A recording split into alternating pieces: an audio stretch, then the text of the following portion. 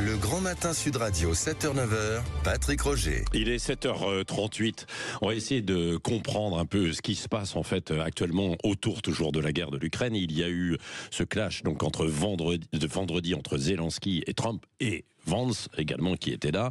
On va y revenir. Avec vous, Claude Blanche-Maison, vous êtes ancien ambassadeur de France à Moscou. Bonjour. Auteur de Vivre avec Poutine, parce que vous l'avez bien connu quand vous étiez ambassadeur à Moscou, c'était début des années 2000, hein, c'est ça. C'était un autre Poutine, hein, vous allez nous le redire. Et puis aujourd'hui, l'Europe qui essaie de reprendre la main parce que après ce clash, il y a des interrogations. Est-ce que les Américains vont nous lâcher ou pas? Qu'en pensez-vous? Comment vous analysez la situation que nous vivons là, en accéléré en fait de l'histoire? La difficulté de la situation actuelle, c'est qu'il y a 3 sujets qui sont sur la table. Ouais. Le premier sujet, c'est que Trump veut rétablir des relations normales entre les États-Unis d'Amérique et la Russie de Poutine. C'est sa priorité absolue. Le deuxième sujet, c'est l'Ukraine.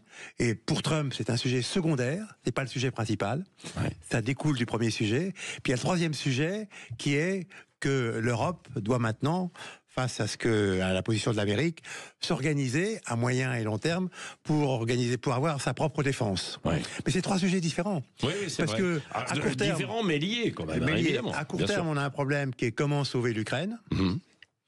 Ça va être difficile parce que c'est pas la priorité de Trump. La priorité de Trump, c'est de rétablir de très bons rapports avec la Russie de Poutine. Et c'est en train de fonctionner. Il y a déjà eu une rencontre au niveau des ministres des Affaires étrangères. Il y a eu une seconde au niveau des techniciens. Ils ont rétabli toutes les relations au niveau des consulats qui avaient été un peu dividés à cause des espions, etc. Ils sont en train de négocier des accords économiques. D'ailleurs, lors de la première rencontre à Riyad, il y avait un troisième larron à part le ministre des Affaires étrangères russe, à part le conseiller diplomatique de Poutine. Il y avait un troisième larron, Dmitriev, qui est un homme qui a été formé dans les universités américaines, qui est un oligarque très proche de Poutine, et qui a dit aux Américains, mais écoutez, venez investir, que vos entreprises pétrolières viennent investir dans le Grand Nord. Ouais. Parce qu'on a besoin de votre technologie, on ne l'a pas. Ouais. On a besoin de votre argent pour produire davantage de pétrole et de gaz. Ouais. Et donc, ils vont négocier des accords économiques. Ouais. Et effectivement, c'est quand même un peu gênant pour l'Europe, puisque l'administration américaine précédente avait entraîné l'Europe dans un boycott complet de la Russie. Bien sûr, nos ambassades existent toujours, mais il n'y a plus de dialogue. Il n'y a plus de dialogue du tout. Ouais. Et a fortiori, pas de relations économiques, puisqu'on les a rompues. Et que même les paquets de sanctions prises par l'Union européenne, on en était au 16e lundi dernier, font que, effectivement, le flux des relations économiques a plus ou moins tari. Et que les entreprises qui sont restées quand même malgré tout en Russie doivent se justifier vis-à-vis de leur opinion publique. Et c'est difficile. Ouais. Alors quand on entend là des réunions en fait au sommet avec un réarmement de l'Europe, c'est vrai que nous sommes démunis en Europe en fait aujourd'hui. Oui, effectivement, 2% ce qui concerne la France, mais maintenant c'est plus 2%, le président a parlé de 3%, Trump parle de 5% naturellement, les Polonais sont au-dessus de 3% parce qu'ils considèrent qu'il y a un danger réel pour eux, qui sont contre la frontière russe, et donc c'est en effet le sujet du moment, mais il n'aura pas d'effet dans les mois qui suivent. Et non, c'est pas du jour au lendemain qu'on se réarme. Évidemment, ça va prendre du temps, des années, et en plus il faut qu'on s'organise. Notre économie n'est pas en état de guerre, et nous n'avons plus d'arsenaux comme à l'époque de Napoléon, des arsenaux d'État. Nous avons des entreprises privées. L'entreprise privée a dit ok, il faut investir, il faut créer de nouvelles chaînes de production. Pour ça, passer des commandes. Bon, sinon, nous avons toujours la dissuasion nucléaire qui est quand même capitale, quoi. Oui, mais justement, la difficulté, c'est capital. Bien sûr, c'est très important pour nous.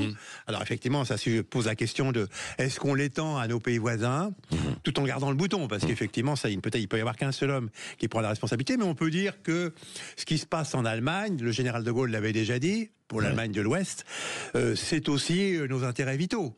Donc on peut, en gardant l'ambiguïté stratégique, étendre de facto une partie de notre dissuasion nucléaire aux pays voisins. Mais en réalité, on s'aperçoit avec la guerre en Ukraine que l'arme nucléaire, en effet, est faite pour dissuader. Et donc elle est faite pour ne pas s'en servir. Et si on s'en sert pas, ça veut dire qu'il faut avoir les moyens conventionnelle pour une guerre de haute intensité qui est exactement ce qui se passe actuellement en Ukraine. Et qu'on avait un peu oublié. Complètement. Qu'on avait complètement oublié. Alors, à travers ce conflit, on réapprend aussi à vivre avec... La France a 100 chars Leclerc, ce qui est rien en termes de nombre de chars, et dont évidemment un tiers est périodiquement en réparation. Donc voilà. Mais les Anglais sont dans la même situation, d'ailleurs.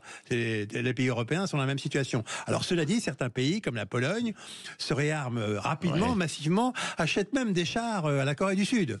Donc ça veut dire qu'il va falloir faire feu de tout bois. Mais effectivement, la France veut en profiter pour doter l'Europe d'une véritable industrie de l'armement. Actuellement, 70% des achats d'armement sont faits aux États-Unis. Est-ce que, alors, certains disent oui, les États-Unis pourraient abandonner, il y a une forme de lâchage là par Trump. Vous le pensez sincèrement, de l'OTAN ?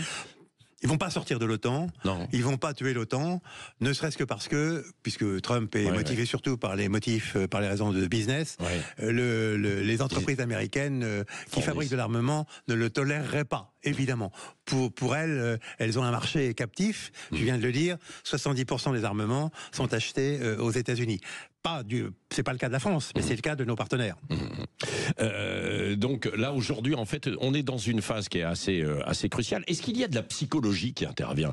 Je dis ça parce que c'est important quand on voit les personnages, c'est-à-dire à la fois Donald Trump, à la fois Vladimir Poutine, qui a changé effectivement il y a quelques années, et puis même Emmanuel Macron et l'Europe, quoi, en fait. Oui, mais vous avez remarqué que Emmanuel Macron, dans le fond, connaissait Trump, puisqu'il l'avait connu pendant son premier mandat, et qu'il sait à peu près comment le traiter. En plus, il sait comment utiliser l'image de la France. Trump est venu à la réouverture de Notre-Dame, parce que pour lui, Notre-Dame, c'est un mythe historique plus ancien que l'existence des États-Unis. Donc, ça joue un rôle. Et je crois que Macron sait assez bien le manier. D'ailleurs, il n'y a pas eu d'incident lors de son entretien dans le bureau ovale de la Maison-Blanche. Vous pensez ? Même s'il ne tient pas forcément compte de toutes les remarques, mais... Il pense que ce jeune chef d'État est brillant, mais en effet, il écoute à boîtier. Je pense qu'il écoute davantage les Britanniques, parce qu'il y a la relation traditionnelle avec les Britanniques, et c'est pour ça que le Premier ministre britannique se considère comme le pont entre l'Europe et les États-Unis. Bon, là, il y a une proposition de trêve partielle par Emmanuel Macron. C'était une bonne chose. Est-ce que c'est jouable, d'ailleurs ? Alors, il a proposé, je crois, dans la presse de ce matin, une trêve d'un mois, c'est très court. Ça correspond probablement à la période de Pâques. Cette année, Pâques, la Pâques orthodoxe est en même temps que la Pâques romaine. Pourquoi pas ? Simplement, je suis pas absolument sûr que le patriarche Kirill, qui est complètement dans la main de Poutine, soit sensible à ces allusions religieuses. Même si le pape François est actuellement très souffrant et peut-être très gravement malade, ça pourrait être une idée. Je suis pas sûr non plus que l'Ukraine soit absolument enchantée de cette idée, et on ne peut rien faire sans l'Ukraine, parce qu'après tout, il s'agit de défendre l'Ukraine, non pas de défendre l'Ukraine en l'aidant, mais de sauver l'Ukraine. On en est là. Oui, Claude Blanche-Maison, un dernier mot sur ce qui s'est passé aussi vendredi. C'était quand même assez exceptionnel, non pas qu'il y ait des discussions serrées, vous êtes diplomate, donc vous connaissez ça, j'imagine qu'il y a des discussions serrées, c'est le fait que c'était en mondiovision, c'est-à-dire tout était filmé en direct, quoi. Là était le piège, en effet. Parce que devant la mondiovision, ce n'est plus de la diplomatie, c'est un match de catch à grand spectacle. C'est du effectivement. Et donc, voilà, et on a bien vu la tension monter. Vous pensez qu'il y avait un traquenard, c'était volontaire ou pas ? On ne le sait pas, mais pas nécessairement. C'est vrai que l'image initiale était à l'avantage de Zelensky, parce que c'était important de montrer aux Russes que Zelensky était reçu dans le bureau ovale par le président du pays le plus puissant du monde.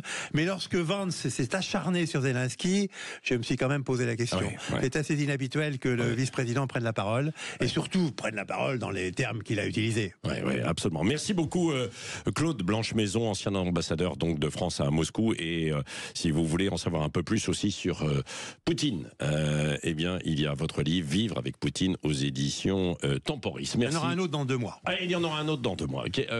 Sur quel thème ? Sur Poutine, toujours ? Non, sur toute mon histoire. Sur toute votre histoire. Merci beaucoup d'être venu ce matin nous éclairer sur Sud Radio. Il est 7h48.